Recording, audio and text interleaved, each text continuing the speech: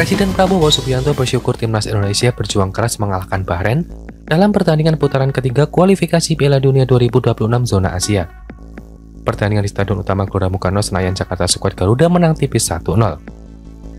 Usianya menyaksikan acara langsung pertandingan itu, Prabowo menyampaikan apresiasinya terhadap perjuangan-perjuangan yang tentunya dari skuad asuhan Patrick Kluivert. Alhamdulillah ya, kita berhasil, tim nasional kita perjuangannya cukup baik. Mereka berjuang kerja keras, ujar Prabowo.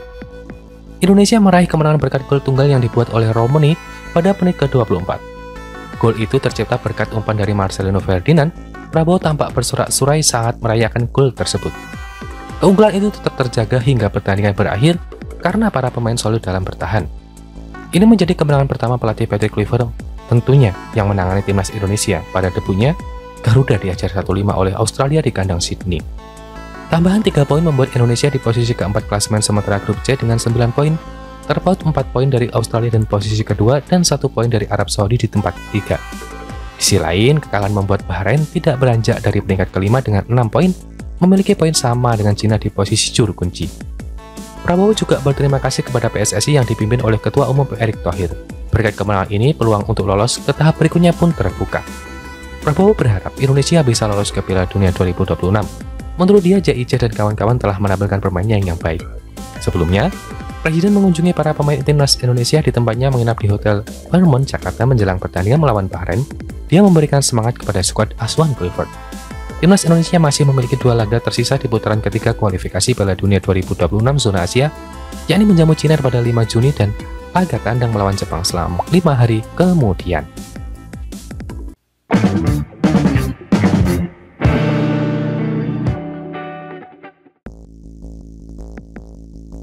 Berikut ini update ranking FIFA negara ASEAN per hari ini.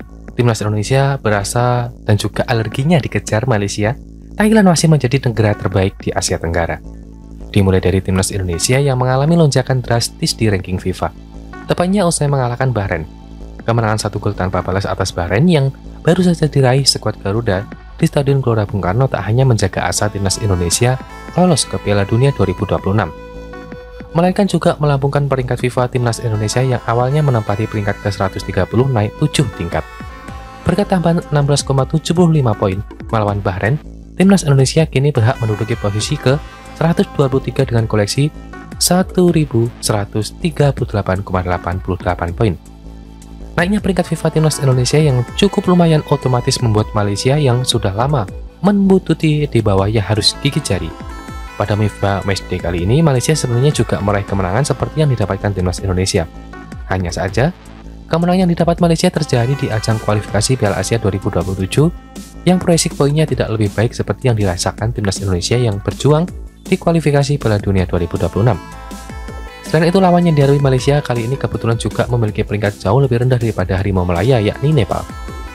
Meskipun menang 2 gol tanpa balas atas Nepal, Malaysia hanya berhak mendapatkan tambahan 8,56 poin saja setelah pertandingan. Dengan tambahan poin tersebut, peringkat FIFA Malaysia cuma naik 2 tingkat dan kini menempati urutan ke-131, alias tepat di 8 tingkat di bawah timnas Indonesia.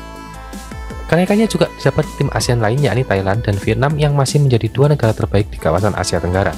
Thailand memetik kemenangan tipis dengan skor 1-0 atas Sri Lanka yang menghuni peringkat FIFA ke-201 di kualifikasi Piala Asia 2027. Kemenangan tipis ini setidaknya membuat Thailand mendapatkan tambahan 4,55 poin dan naik 1 tingkat ke 98. Thailand pun masih memegang status sebagai tim ASEAN dengan peringkat terbaik di dunia saat ini.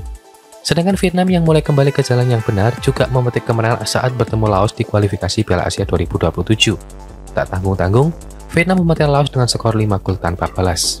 Kemenangan dengan pesta gol ini pun membuat Vietnam naik 3 tingkat gegara mendapatkan tambahan 6,9 poin.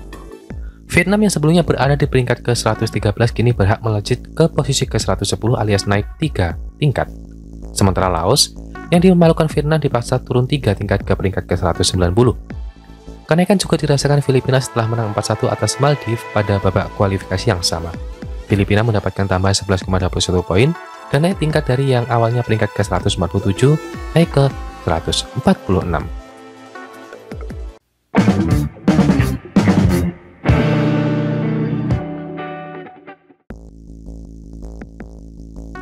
Dua laga sudah dilakoni oleh Romani untuk timnas Indonesia. 2 gol pula telah dicetaknya. Romani bikin 1 gol per pertandingan.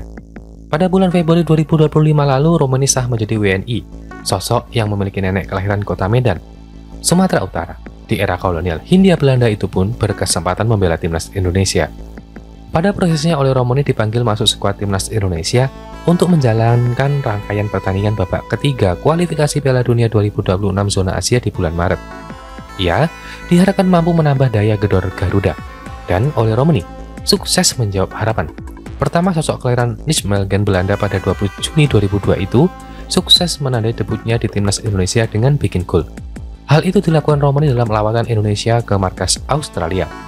Memang skuad Garuda saat itu kalah 1-5, tapi gol pemain Oxford United itu tetap mampu menerbitkan harapan kian tajamnya lini depan timnas Indonesia.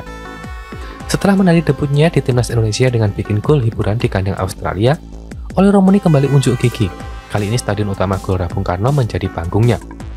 Pada saat Indonesia vs Bahrain, publik GBK dibuat Romani bersorak lewat golnya.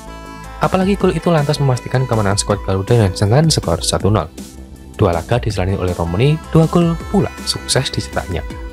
Selain bikin gol, penampilan oleh Romani dari kedua laga bersama dengan timnas Indonesia juga terbilang stabil meskipun masih ada beberapa sektor yang bisa ditingkatkan semaksimal mungkin pada saat duel 1 lawan 1. Saat melawan Bahrain, soft score antara lain mencatatkan bikin 2 shot on target dan presentase operan sukses 89%. Dari menit 87 menit penampilan, ia gagal dalam 3 percobaan dribble dan kalah dalam 8 duel percobaan bola dengan pemain lawan, baik di atas permukaan lapangan maupun di udara. Sedangkan ketika melawan Australia, Oli Romani tampil 90 menit dengan catatan 2 shot on target dan presentase operan sukses 58%. Ia sukses menuntaskan 3 aksi giringan bolanya dan menang 4 kali dalam 6 duel perebutan bola dengan pemain lawan baik di atas permukaan lapangan maupun di udara. Kini publik tanah air Iskaya akan menantikan aksi dan tentu saja gol-gol tambahan dari Oli Romani pada saat timnas Indonesia memasuki periode krusial masa kualifikasi di bulan Juni mendatang. Dan sejauh ini, Oli Romani pun tampak sudah tidak sabar untuk segera bisa untuk unjuk gigi.